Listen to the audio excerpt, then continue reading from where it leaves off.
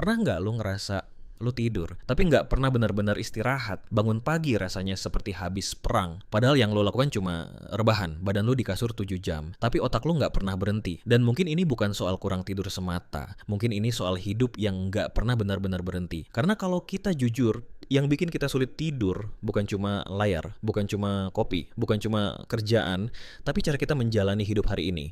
Masalah terbesar manusia modern bukan kurang waktu, tapi overstimulasi. Dari pagi kita dibombardir informasi, ratusan keputusan kecil, puluhan interaksi sosial, tekanan finansial, tekanan eksistensial, dan semua itu tidak selesai di siang hari. Siang hari kita sibuk, malam hari pikiran menagih, tagihan, masa depan, rasa tidak cukup, perbandingan sosial. Di kasur tidak ada distraksi, tidak ada peran sosial, tidak ada topeng.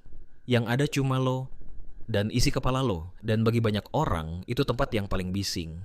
Dulu ada jeda, matahari terbenam, lampu minyak redup, orang berbicara pelan, suara malam pelan-pelan mengambil alih. Ada transisi alami dari siang ke malam. Sekarang, jam 10 malam terasa seperti jam 4 sore. Lampu terang, notifikasi aktif, email masuk, meeting online beda zona waktu. Kita kehilangan ritual penutup hari. Tubuh butuh sinyal untuk berhenti. Tapi kita tidak pernah memberinya sinyal itu. Kita menuntut tubuh untuk langsung tidur, tanpa pernah memberi kesempatan untuk melambat, dan tubuh membalasnya dengan insomnia. Fenomena ini bukan sekadar kebiasaan scroll malam. Ini adalah bentuk perlawanan psikologis.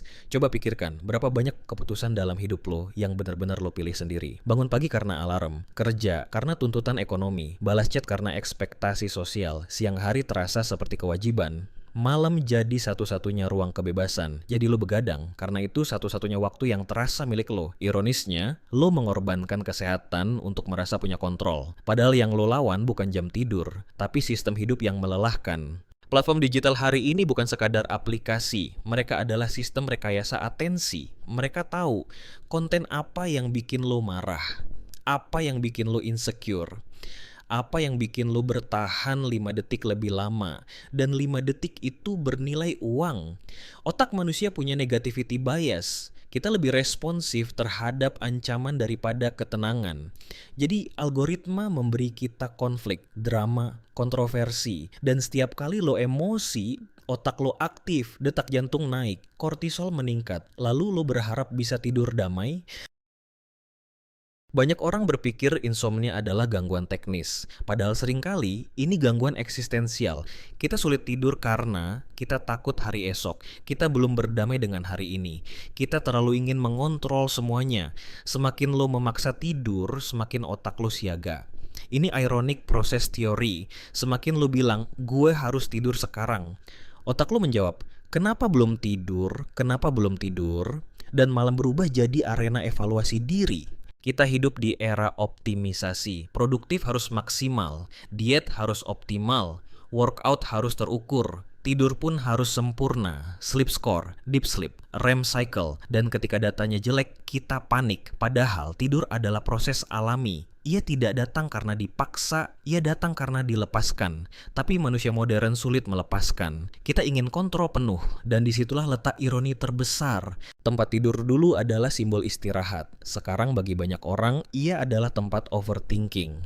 Kasur jadi ruang evaluasi diri, menyesali keputusan, membandingkan hidup. Setiap malam lo masuk ke arena yang sama. Dan otak belajar, kasur sama dengan stres. Ini disebut condition arousal. Tubuh lo rebahan, tapi sistem saraf lo bertarung. Kita menyebutnya krisis tidur, tapi mungkin ini krisis hidup. Kita terlalu cepat, terlalu bising, terlalu terkoneksi, tidak ada ruang hening, tidak ada ruang kosong. Padahal tidur membutuhkan dua hal, keamanan, ketenangan, dan banyak manusia modern kehilangan dua-duanya. Bukan secara fisik, tapi secara psikologis. Jadi apa yang bisa kita lakukan? Bukan mulai dari teknik, tapi dari filosofi. Pertama, ciptakan transisi. Jangan lompat dari kerja ke kasur. Beri tubuh ritual penutup, mandi hangat, baca buku, tulis pikiran. Kedua, berhenti balas dendam. Kalau hidup siang lo terasa tidak punya kontrol, perbaiki siangnya, bukan menghancurkan malamnya. Ketiga, lepaskan obsesi. Tidur bukan prestasi, ia bukan kompetisi, ia bukan angka. Ia adalah proses biologis yang butuh rasa aman. Mungkin Kita bukan kurang tidur, kita terlalu lelah berpura-pura kuat, terlalu lelah mengejar standar, terlalu lelah membandingkan diri, terlalu lelah tampil baik-baik saja. Dan ketika malam datang, tubuh ingin istirahat, tapi pikiran ingin pengakuan, dan konflik itu membuat kita terjaga. Mungkin solusi terdalam bukan teknik pernapasan, bukan aromaterapi, bukan gadget canggih, tapi keberanian untuk berkata, hari ini cukup. Tidak semua masalah harus selesai malam ini. Tidak semua target harus tercapai besok. Tidak semua orang harus menyukai kita. Tidur datang ketika kita merasa aman. Dan rasa aman datang ketika kita berhenti berperang. Mungkin untuk bisa tidur nyenyak, kita harus belajar hidup dengan lebih lembut. Karena pada akhirnya, manusia tidak diciptakan untuk terus menyala. Kita juga butuh gelap, dan di dalam gelap itu, kita seharusnya beristirahat.